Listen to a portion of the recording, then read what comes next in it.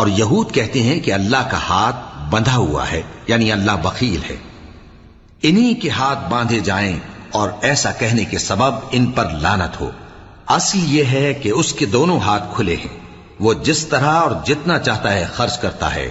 اور اے نبی، یہ کتاب جو تمہارے پروردگار کی طرف سے تم پر نازل ہوئی، اس سے ان میں سے اکثر کی شرارت اور انکار اور بڑھے گا، اور ہم نے ان کے درمیان عداوت اور دشمنی قیامت کے دن تک ڈال دی ہے۔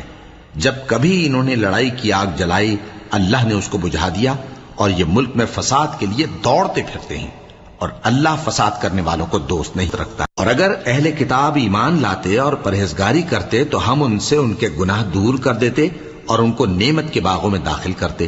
اور اگر وہ تورات اور انجیل کو اور جو اور کتابیں ان کے پروردگار کی طرف سے ان پر نازل ہوئیں ان کو قائم کرتے تو ان پر رزق مے کی طرح برستا کہ اپنے